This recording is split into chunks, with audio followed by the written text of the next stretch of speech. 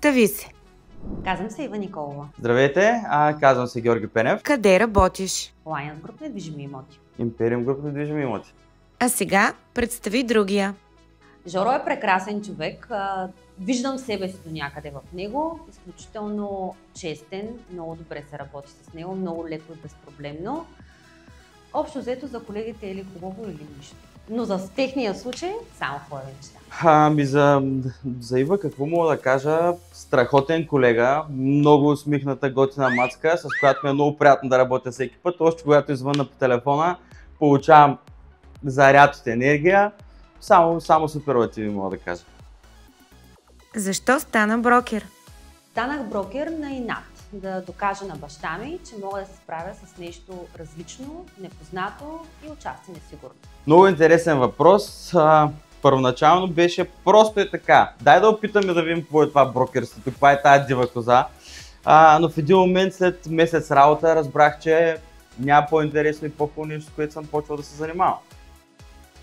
А какъв можеше да станеш? Не съм имала варианти за план Б. Или всичко, или нищо. Какъв можеш да станеш? Както всеки един българин. Футболист, пожарникар, полицай, политик и тем подобни други щуротийки. Коя е най-голямата награда, която си получавал? Всички колеги в нашия бранш знаят, че най-голямата награда е спечеленото доверие и разбира се последващи препоръки. Най-хубавата. Това няма какво да му мисля изобщо. Дъщеричката ми, която се роди преди 2 месеца. Какъв е пазарът на недвижими имоти във Варна? Динамичен, нелогичен, на моменти невъзможен, но се приспособяваме към средата. Динамичен, постоянен и интересен. Ако можеше да промениш едно нещо в бранша, какво щеше да е то? Нищо не бих променила в бранша, дори нелоялната конкуренция ти показва какъв не трябва да бъдеш и помага да изпъкнеш пред останалите. Рамка. Законова. Кои са 3 неща, без които брокерът не може? Телефон с зарядна в пълен комплект, много кафе, самочувствие, че си добър в това, което правиш и 4-то ще добавя добър психолог.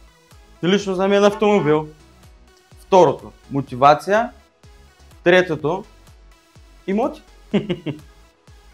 Участваш в брокер Блиц, защото?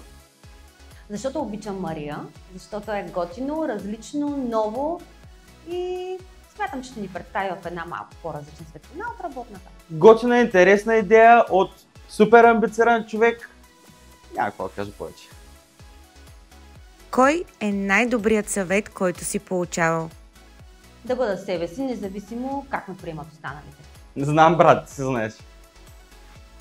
А кой е най-лошият?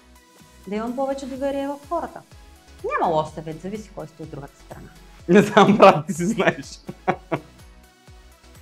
Кога ще се спука балонът? Когато се разбере какво искат жените, въпросите са идентични. Знаете ли колко хора измряха, докато чакат този балон да се спука? Извинявам само.